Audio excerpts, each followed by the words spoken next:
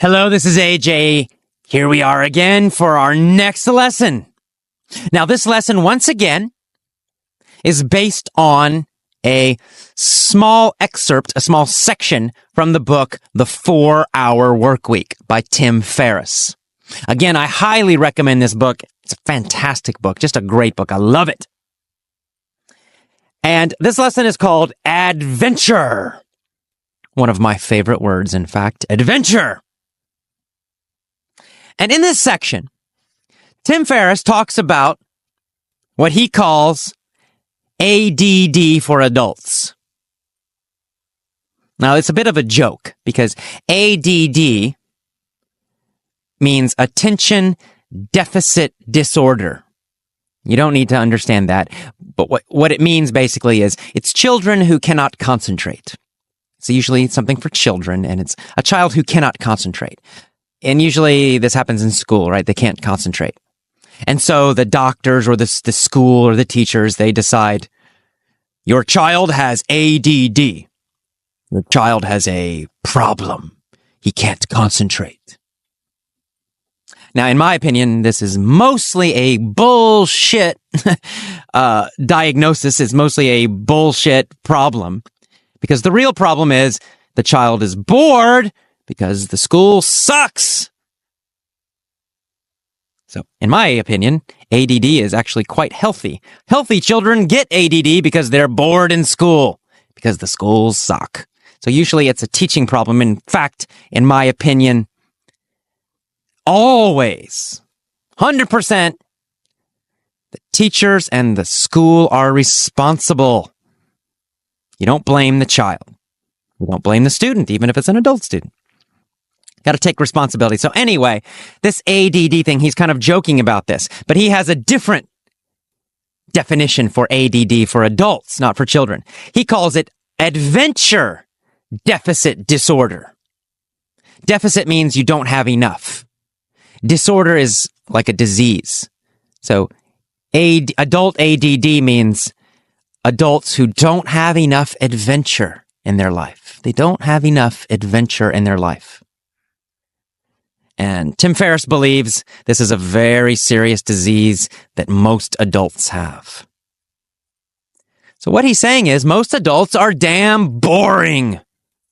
They're boring. They have no adventure in their life. They have no excitement in their life.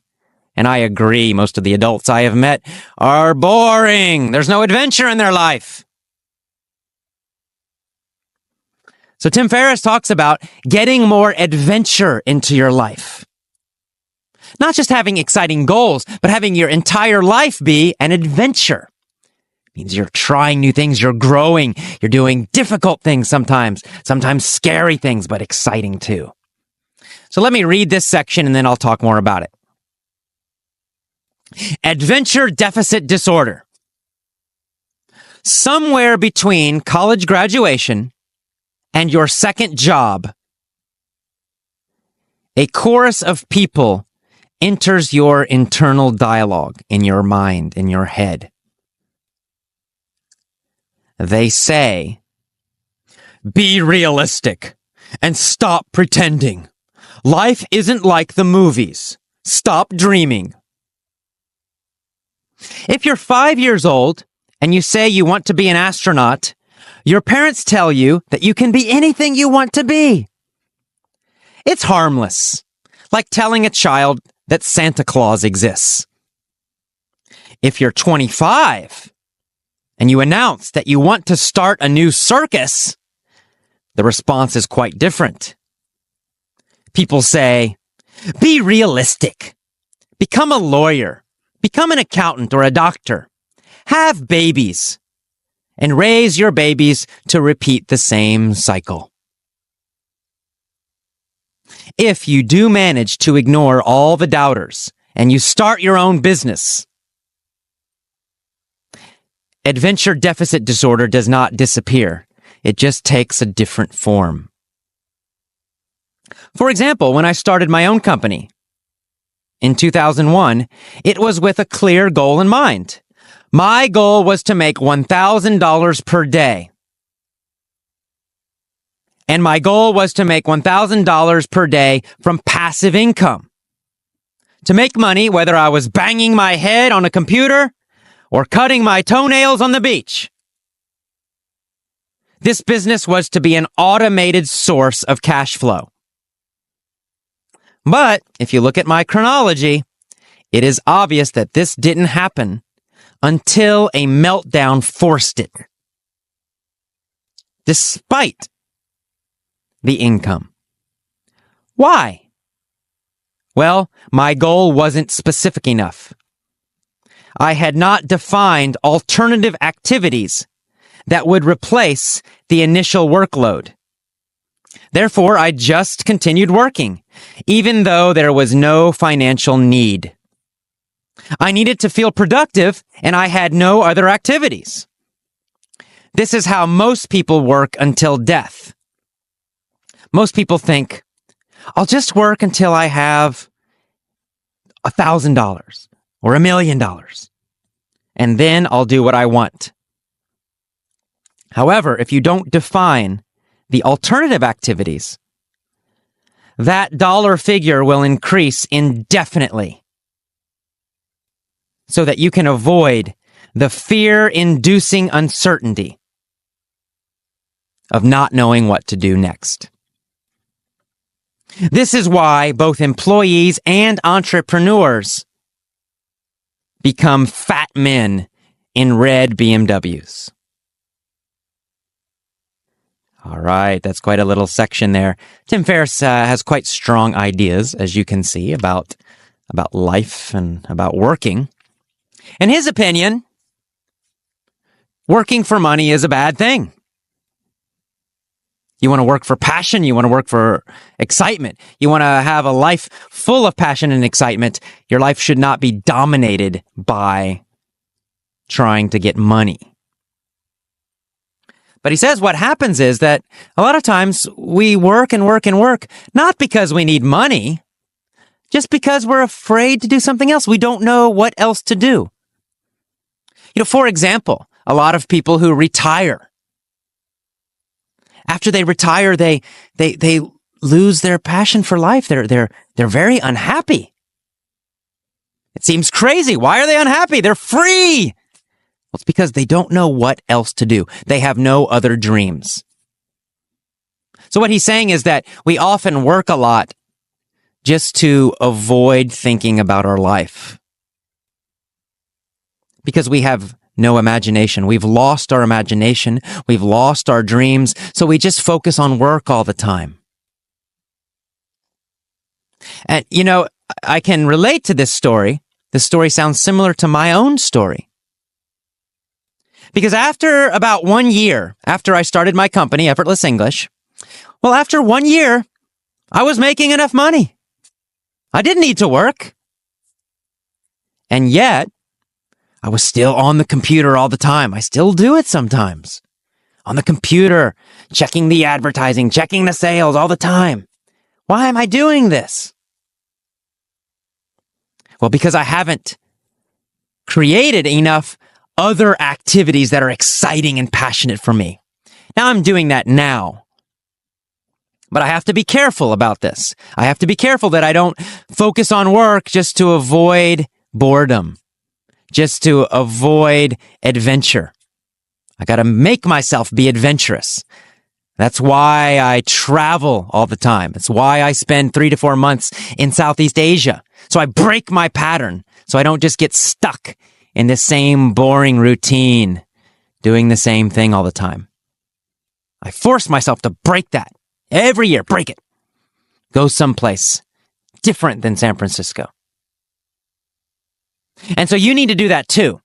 You got to find some adventure in your life. Go someplace new. Find a new, crazy goal. Something strange and wonderful. Don't get stuck just working. And if you have a job where you're forced to work all the time, get a new job, for God's sake. Find a new job. Even if you start your own company, don't let the company own you. You own the company does not own you. Make sure you create a company that will give you plenty of free time so that you can have adventure in your life, so you can travel or you can learn amazing new things, different things. Not for money, just to learn, just to enjoy, just for the challenge and the adventure. So find other activities outside of work. If work is your only focus in life, you're going to become boring. That's why I'm taking singing lessons and I'm practicing singing every day, because I've always wanted to do music and be a singer. So now I'm doing it, and it's exciting. I love it. That's why I travel to Thailand and to Malaysia, and why I want to go to Vietnam and to South India, and I want to go all over the world, because it's an adventure. I don't know what's going to happen. There's always a surprise every day when I do that. It's not the same boring routine all the time. And so I encourage you to do the exact same thing. Do something crazy. Do something different. Bring surprise into your life. Bring variety into your life. Bring adventure into your life. Go find it. If you do that, you'll find that, again, your energy and your love for life are going to increase so much. So I challenge you, go find adventure. Have you been just doing the same thing every day, every week, every year after year? Well, it's never too late. Change it. Break that pattern and just do something crazy and fun and adventurous. You will not regret it. You'll be so happy you did it. And then make it a habit again and again. Always be finding new adventures, breaking your patterns. Anytime you just find yourself doing the same thing again, break it and do something different. Do something new. Even if it's crazy, just do it. Travel to some new place you've never been. And don't just travel. Don't plan the vacation. Go without a guidebook. Try that. You've never been there? No guidebook? Oh my God. That'll be fun. That'll be surprising and interesting. That'll be adventurous. Or start some crazy new project, or even in your hometown, go do something totally different that you've never done before. Start breaking those mental patterns. Then you'll get more creativity in your life and more energy. All right. I will see you next time. I want to hear about your adventures. Again, go to the forums. Tell us your adventures. What crazy, fun, amazing things are you doing now? Or have you decided to do soon? Tell us. Tell us so we can become excited. Maybe we'll try it too. Maybe we'll join you. I'll see you next time. Bye-bye. Hello, this is AJ. Welcome to the mini story for adventure. Michelle hated her job. Her workload was too heavy. Why did she hate her job? Well, because her workload was too heavy. She had too much work. Whose workload was too heavy? Michelle's. Michelle's workload was too heavy. How did Michelle feel about her job? She hated it. Michelle hated her job. Why did she hate her job? Well, because her workload was too heavy. She hated her job because her workload was too heavy. Was her workload too light? Too easy? No, it wasn't. It wasn't too light. It was too heavy. Her workload was too heavy.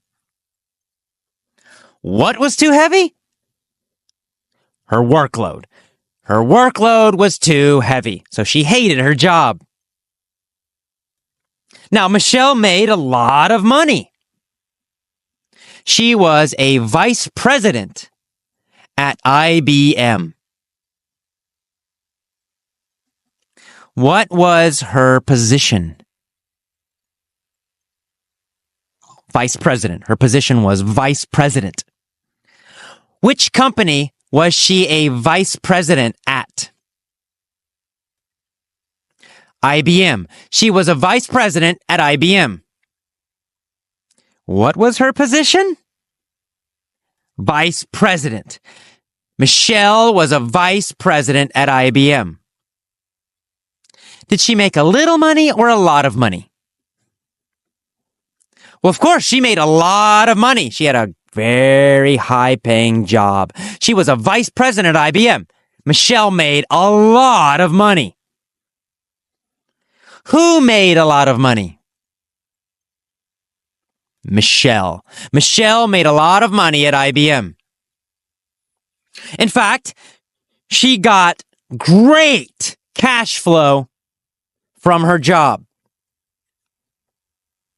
Did she have great cash flow from her job? Oh yeah, great cash flow. A lot of money moving from IBM into her bank. She had a lot of money coming to her. She had great cash flow. Did Michelle have bad cash flow or great cash flow? She had great cash flow. Was her cash flow positive or negative? Positive. She had more money coming, less money leaving her bank. Right? More money coming in, less going out. That's positive cash flow. Michelle had very positive cash flow. Why did Michelle have positive cash flow? Well, because she had a great job at IBM. She was a vice president at IBM. She made a lot of money, so she had positive cash flow, not negative cash flow. So what was the problem?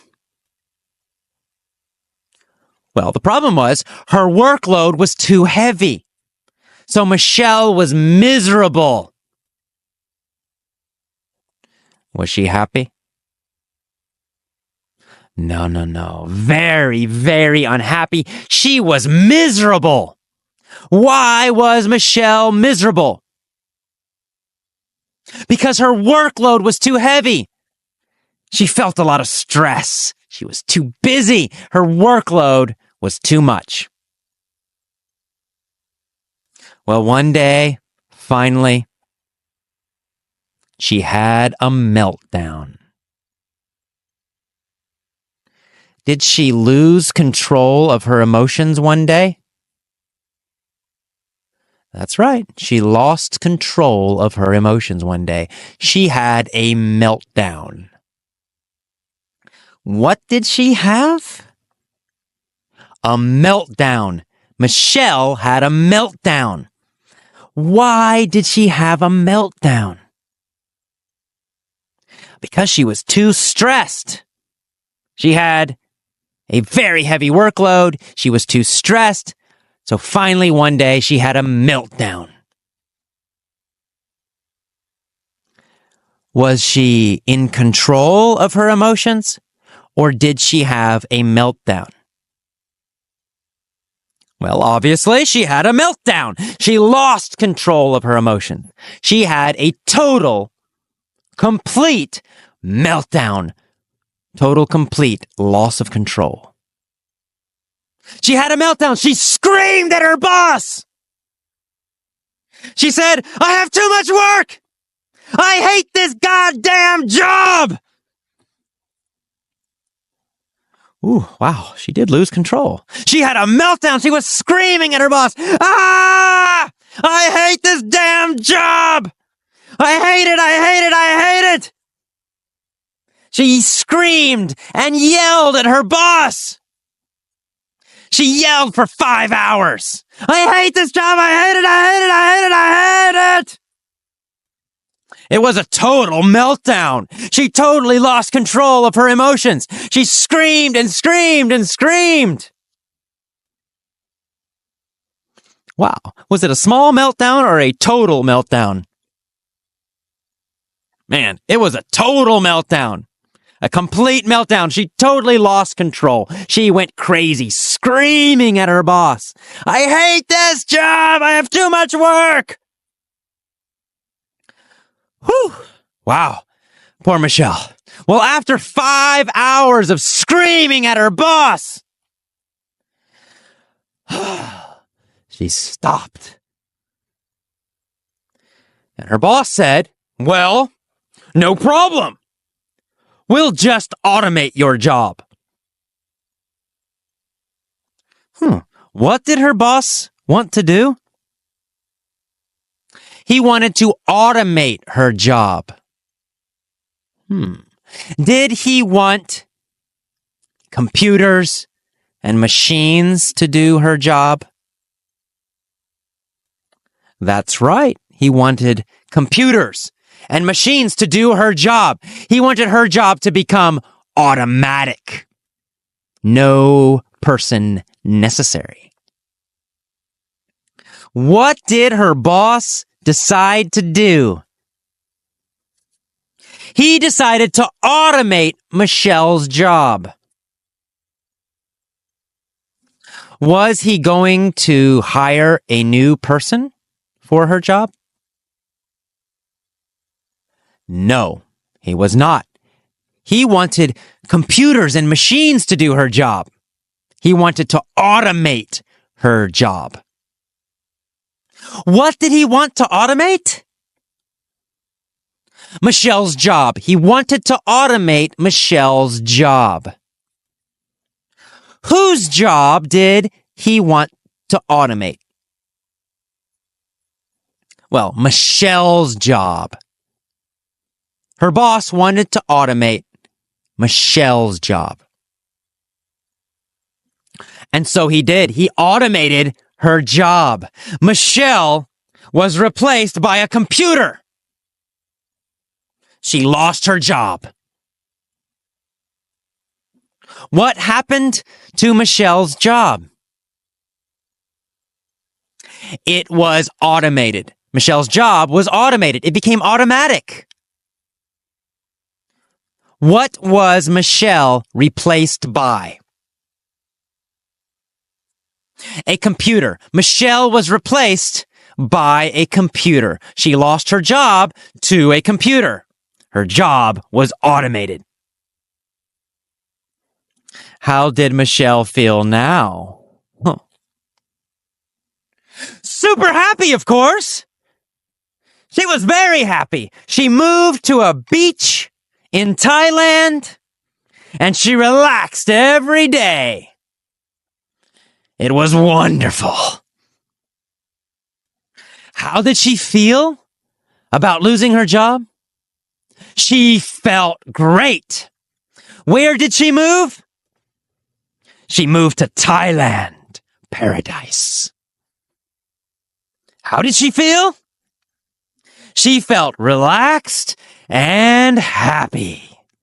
And that is the end of the mini story for Adventure. See you next time. Big smile, deep breath, strong physiology. Bye-bye. Hello, this is AJ. Welcome to the Point of View Stories for Adventure. Let's begin. For the last 5 years, Michelle has hated her job. She has really hated her job for the last 5 years. Why? Well, because for the last 5 years, her workload has been much too heavy.